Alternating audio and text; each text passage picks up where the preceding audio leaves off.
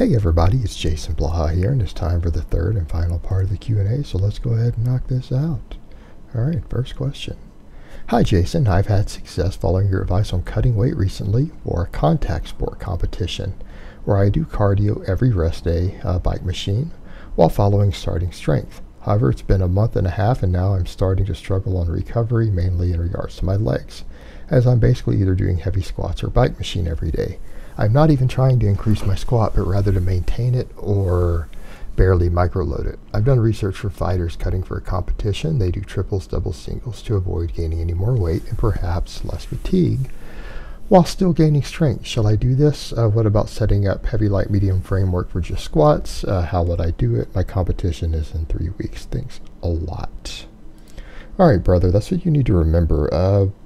You're getting into a really tricky situation because starting strength is intended for people who aren't obese to be gaining weight. And if you go look at the resources available, Ripto and all his coaches have a lot of resources on that. The problem is you're trying to cut weight for a competition and you've got a sport coming up you're competing in. You have to adjust your training accordingly. You've got to remember, they don't even have the starting strength guys do cardio because they're like, you need to build a strength base, then we'll work on your work capacity. So they want you to run out your linear progression with no real conditioning work. So that's the tricky situation you run into. Yeah, you've got a competition coming up. You've got to make weight. You have to do all your sport-specific practice, your conditioning work, all this stuff. You're going to have to use less squat volume. You have to use way less squat volume than they recommend. You're probably going to want to drop down to something like 3 sets of 3. Or some sort of concurrent training, such as, again, what I have people doing. It's like we talked about in earlier question, I think in part 1. Someone who's competing in a contact sport, who's talking about my concurrent style training. You know, that might be more appropriate for you. Might be more appropriate for you at this juncture. And I usually tell people concurrent training is the way to go for in-season athletes, and you're an in-season athlete right now. Yeah, you probably need to be doing triples. You don't need to be doing 5s. You don't need to be doing multiple sets of 5s 3 times a week, particularly when you're trying to make weight for a contact sport. It's just not going to work. And when you get back to your off season, you could probably go back to linear progression. You could go back to starting strength if you wanted once your season is over. But you've got a competition coming. You have to train accordingly. You have to run a different program. You're going to have to factor in all that additional fatigue, the weight management, all those things. So yeah, more concurrent, lower rep training is the way to go. All right, next question. Hey Jason, I've been running your linear hypertrophy program for a little while now, and all my lifts are going great except one issue I have with squats. I tend to shift to one side while coming out of the hole. I thought it was due to me using too much weight, so I decreased it, but even when I do the empty bar, I still shift. I took a break from squatting the past 2 weeks and have been goblet squatting, doing mobility work. Is this a mobility issue, and if so, what should I do to fix this? Thanks. No, what it is that you've learned bad form to grind through weights. And the problem you're going to have is that now that you've ingrained the bad technique of shifting to one side, you're going to have to unlearn that. Now, like you're doing right now, changing to a different exercise so that you can focus on maintaining even leg movement and hip movement through the exercise. That might be doable. But you're eventually going to have to go back to the squat, and you're going to have to go back, and by doing this other pattern, you're going to relearn how to perform the exercise correctly. And you're going to have to learn to not shift to that side.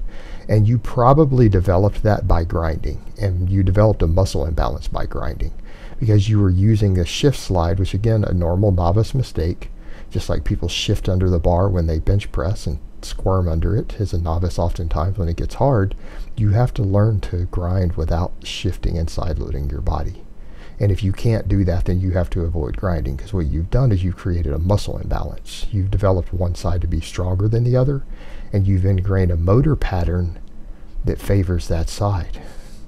You've created an imbalance by using bad technique that's now turned into a neurological and neuromuscular imbalance, not just a hypertrophy imbalance. You're going to have to unlearn the technique now and learn to train evenly. And it's all you can do. Now the goblet squats and other stuff might help you to get even. Some box squats might, but you're going to have to go back in another week and start squatting again. And you're going to have to learn to focus on not shifting to the side and rebuild it up even. That's really all you can do. All right, next question. Do hack squats / reverse deadlifts hit the same muscles as traditional deadlift, or is this mostly for quad work? Will the reverse deadlift help build supporting muscles for a real deadlift? No, it's an easier exercise. That's why guys are stronger on these behind the back deadlifts you see people doing, because it's easier to keep your torso more upright. It's going to work less back. And no, it's not harder on your quads because it's overall easier. You have a leverage advantage, which allows you to lift more weight. The problem you have is that ultimately it's not as good in a lot of ways as your deadlift because, again, it's an easier exercise. You're going to get more axial loading, which is compression to the spine, for less hypertrophy and less strength because, again, it allows you to use a heavier weight. And it may or may not be a bad thing because, I mean, we could argue, well, more weight's still more weight. But there's the recovery component. Then there's the fact that since you're dealing with something that isn't going to distribute the same as a deadlift, you're also going to struggle with grip strength on it. It's going to oftentimes force you to use straps, which then creates other imbalances as far as grip strength versus actual pulling ability with what you're doing. In general, unless you have a sport-specific reason to do this, I think it's just a cluster F of an exercise. I think you're better off just doing a conventional deadlift. Like I said, if you've got a legitimate sport-specific reason to do it, I understand that. But for general strength and general balance build-up, you need to do a conventional deadlift. Because, again, at the end of the day, you're going to build more muscle doing a conventional deadlift. You're going to find it easier to train to grip to be in proportion to your exercise, and it's just going to be all around more balanced. But yeah, the thing is, you've got to remember the reason these lifts are popular right now is because people are realizing they can lift another 100+ pounds over what they do on a normal deadlift, and that's attractive to them. And then they strap up and all this other nonsense like strap-on destiny, and then they end up having a weak grip, still not being able to deadlift. And no, it won't carry over as much as you think. Now, I'm not saying if you do it that you won't gain a deadlift strength, but not as much as if you deadlift and do other stuff. Yeah, if you get to a 700 or 800 pound reverse deadlift, you'll probably have a pretty good deadlift. You probably have a pretty good deadlift, but you're going to have to move some monstrous weights to get the carryover that you're thinking. But, you know, if you wanted to do it as a one-off fun exercise, that's fine. That's fine. I mean, if you enjoy doing the lift, it's at least still a big, heavy compound. It's still trainable. I just don't think you're going to get the same mileage out of it as far as the deadlift goes, and you're not going to get the same recognition for it because there aren't the same strength standards for it. I think, again, the deadlift is probably the better choice here. But, you know, at the end of the day, if you don't want a deadlift right now, you want to do something different for a little while, you've already built a base on a deadlift, and you want to mess with one of these lifts, that's fine. Have fun, knock yourself out, just try to be safe with it. Just be safe with it and make the most of it. All right, next question. And last question of the week. Hey, Jason, would an intermediate lifter benefit from doing exercise variations other than injury prevention, or would the lifter be better off if they practice the lifts they want to improve on more often rather than throwing in a variation once a week? Thank you, Jason. Tricky question. All right, exercise variations can carry over as long as they're close enough. So as far as exercise variations, oftentimes they are about injury prevention. They are about building up weak links. And that's what you need to remember with exercise variation. But if you want them to actually carry over to your main lift, they need to be close enough. In other words, a floor press can carry over to a bench press, right? But a three-board press is not. In other words, you can add 100 pounds to your three-board bench press, and it still might not add a pound to your bench press. You add 50 pounds to your floor press, it's probably going to add somewhere between 30 and 50 pounds to your bench press.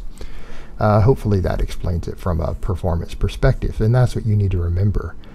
Training with higher frequency and adding in these exercise variations can help train a main lift you want to get better at, as long as the movement pattern is close enough to see carryover. And it needs to be close enough in the weak points of the lift. That's why a floor press will improve your bench press, but a 3-board press probably won't, because you're working the strong range you're already good at already. And you're probably not getting any carryover as far as joint angle specificity or motor patterns to the weak point. But at the end of the day, yeah, there is an injury prevention and in some cases a hypertrophy benefit to these variations, because they put a slightly different emphasis sometimes on different heads of a muscle, different proportions. They can help bring up a weak area in terms of hypertrophy, and the slight variation in bar path can help prevent injuries and can help in some cases prevent overuse injuries. But at the end of the day, you need to always remember that the lifts you want to improve on, you need to be doing more often. You need to be doing the most of. In other words, if you're putting a massive focus on an exercise variation, instead of training the main lift, it may not work out as well as you would expect. That which you want to get better at, you need to do more often. And exercise variations are there to bring up weak links and to just help avoid muscle imbalances and overuse injuries. And you need to look at them from that perspective. They are secondary exercises. All right, guys, but that's really all I have to say on that today.